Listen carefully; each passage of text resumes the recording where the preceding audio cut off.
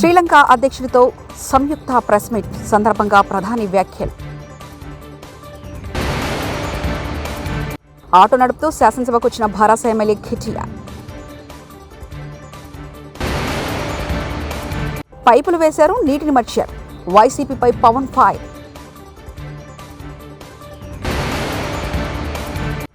ఆ ఇద్దరు కలిసి దేశ పరువు తీశారు సీఎం రేవంత్.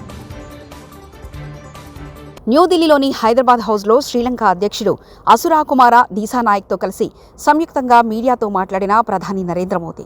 नई गति और ऊर्जा का सृजन हो रहा है.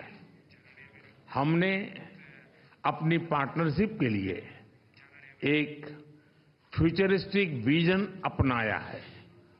हमने अपनी आर्थिक साझेदारी में इन्वेस्टमेंट लेड ग्रोथ और कनेक्टिविटी पर बल दिया है और निर्णय लिया है कि फिजिकल, डिजिटल और एनर्जी कनेक्टिविटी हमारी भागीदारी के अहम स्तंभ होंगे. ఆదాని రేవంత్ రెడ్డి భాయ్ భాయ్ అంటూ నినాదాలతో మీడియా పాయింట్కు బీఆర్ఎస్ ఎమ్మెల్యేలు అసెంబ్లీ మీడియా పాయింట్ వద్ద బీఆర్ఎస్ మీడియా సమావేశం.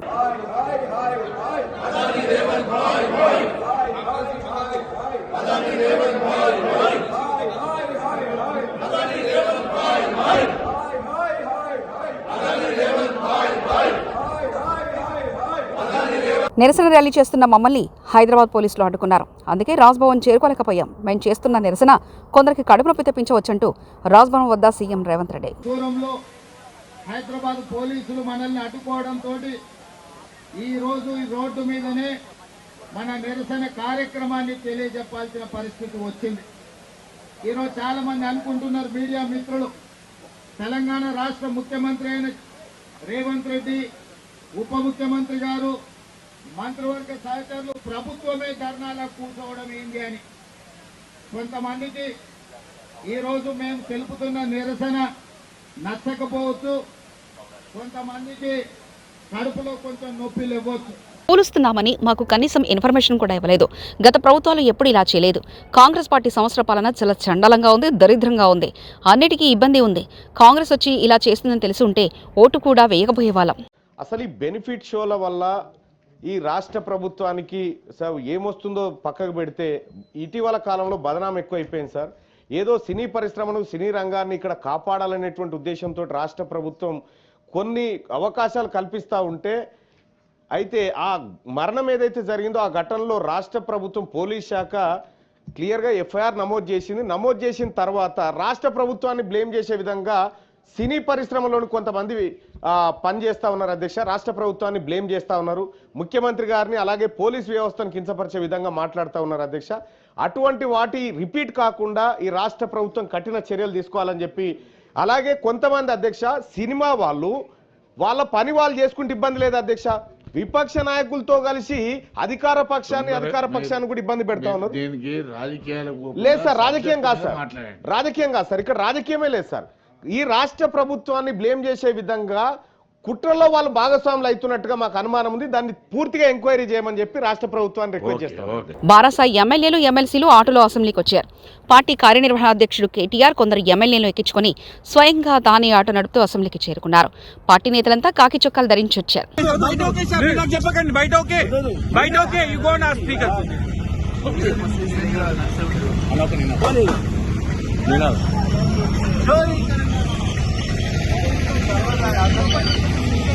ఆటో కార్మికులకి వెంటనే కంపెన్సేషన్ ఇవ్వాలి. ఆటో కార్మికులను వెంటనే ఆదుకోవాలి.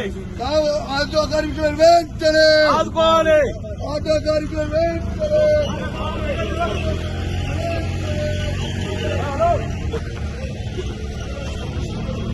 జై తెలంగాణ.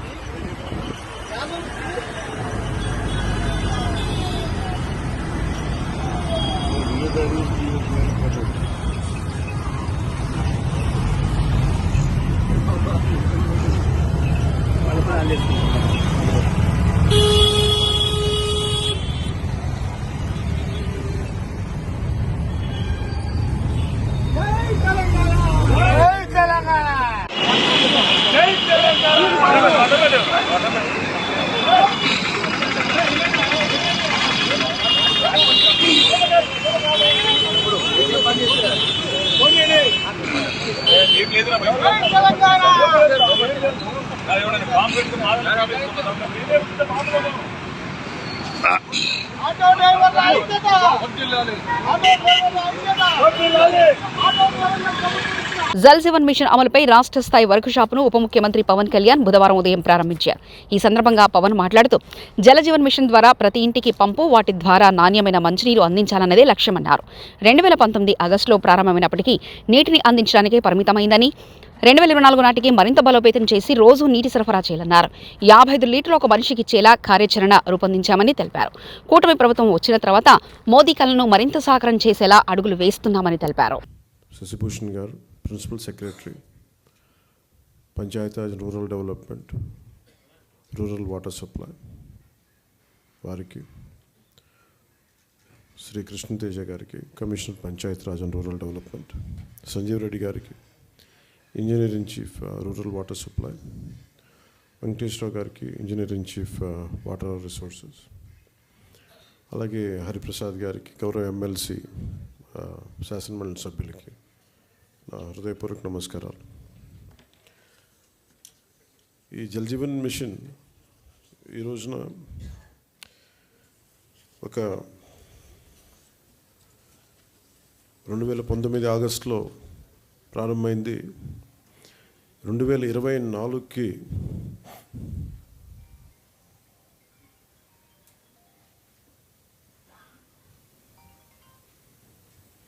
క్షమించాలి 2024కి దీన్ని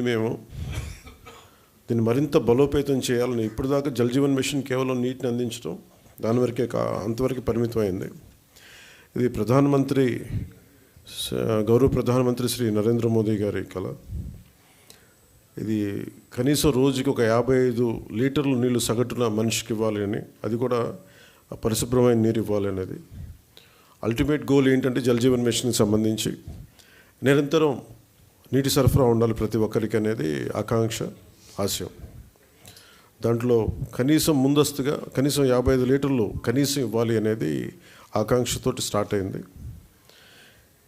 ఇప్పుడు ఈ అమృతధార ఈ వర్క్షాప్ని ఎందుకు అమృతధార అని పెట్టాము Jal Jeevan mission revamp programme కింద అనుకుంటే, ఒకటి ఉన్న నీటి వనరులని బలోపేతం చేయటం, అలాగే maintenance of existing schemes, already ఉన్న వాటర్ స్కీమ్స్ అన్నిటినీ వాటి మెయింటెనెన్స్ ఎలా ఉన్నాయి ఏంటి అనేది, అలాగే వాటర్ కన్జర్వేషన్ కూడా ఎంత కీలకమో దీన్ని జల్ జీవన్ మిషన్లో లేదు. కానీ ఇది మనం తీసుకున్న తర్వాత, కొత్త ప్రభుత్వం ఎన్డీఏ ప్రభుత్వం వచ్చిన తర్వాత మనం తీసుకునేవి వాటర్ కన్జర్వేషన్ కూడా చాలా కీలకమైంది. అలాగే ట్రైనింగ్ అండ్ కెపాసిటీ, ఒకటికి ఉద్యోగస్తులకే కాకుండా ప్రజలను కూడా దీంట్లో భాగస్వామ్యం చేయాలనేది ఒకటి. అలాగే దీంట్లో ఈ ఐటీ సిస్టమ్స్ ద్వారా దీన్ని మనం స్ట్రీమ్లైన్ ఆపరేట్ చేసే విధానం, అలాగే గ్రీవెన్స్ రిడ్రెసల్, ఏమైతే నీటి సరఫరాలు ఇబ్బందులు ఏమున్నాయో రిపీటెడ్గా వచ్చే అవుట్ ఆఫ్ మెయింటెనెన్స్, వాటికి కూడా ఒక విధి విధానాలని రూపొందించడం, అది దీనికి సంబంధించి ఈ అమృతధార సంబంధించింది. కర్నూలు జీఆర్సీ కన్వెన్షన్ సెంటర్లో వైఎస్ఆర్సీపీ రాష్ట్ర కార్యదర్శి కర్నకల సురేందర్ రెడ్డి కుమార్తె వివాహ రిసెప్షన్కు హాజరై నూతన వధువులను doctor K Chatura, doctor K Nikhil వివాహ శుభాకాంక్షలు తెలిపి ఆశీర్వదించారు వైఎస్ జగన్.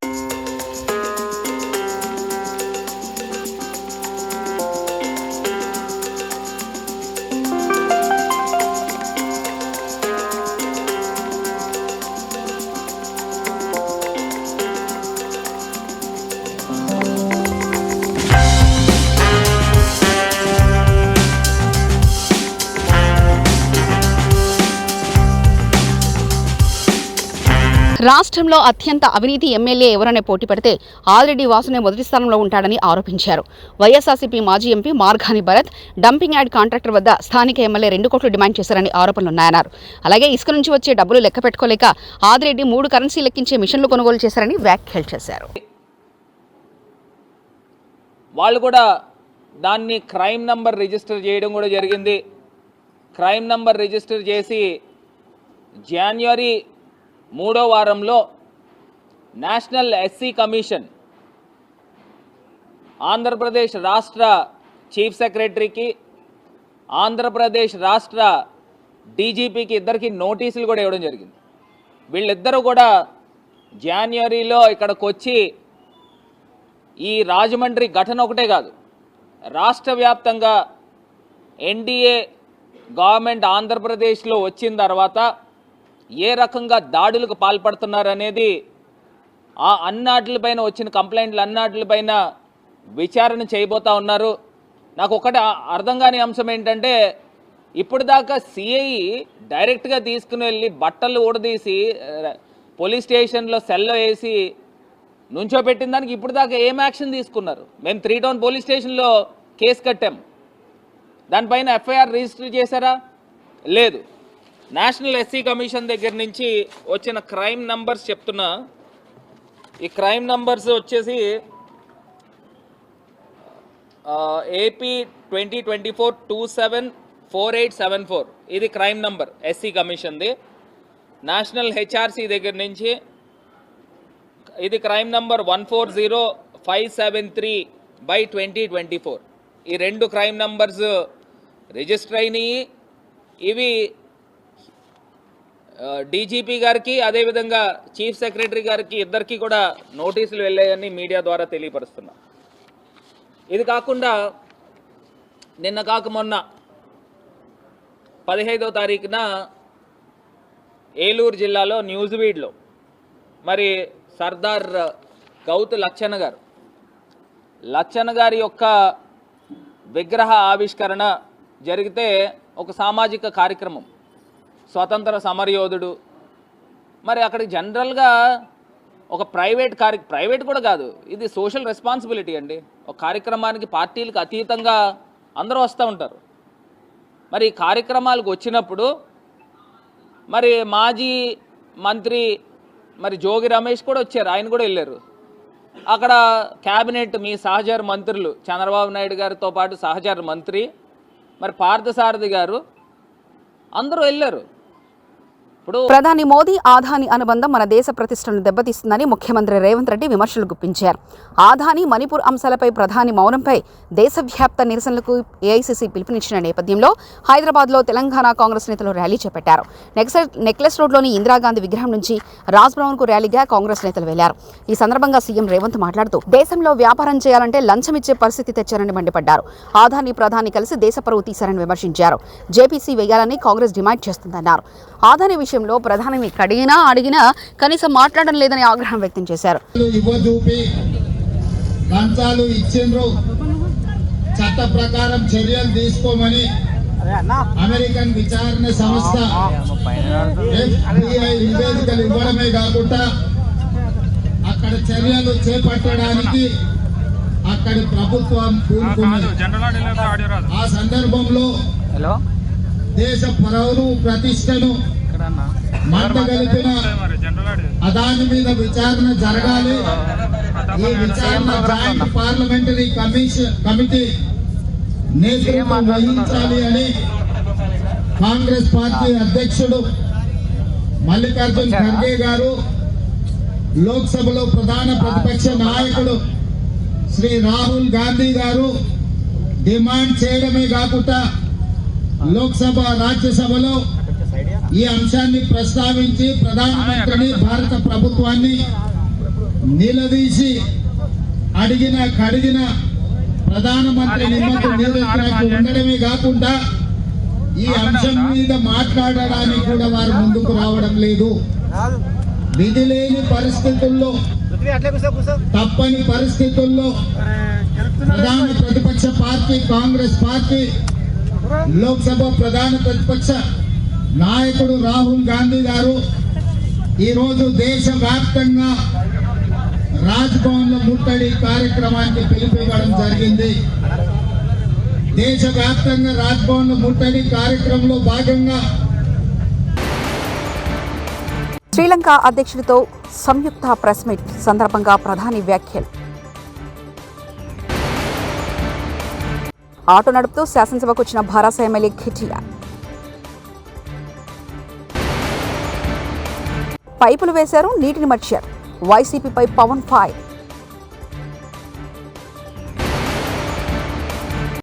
ఆ ఇద్దరు కలిసి దేశ పరువు తీశారు. సీఎం రేవంత్.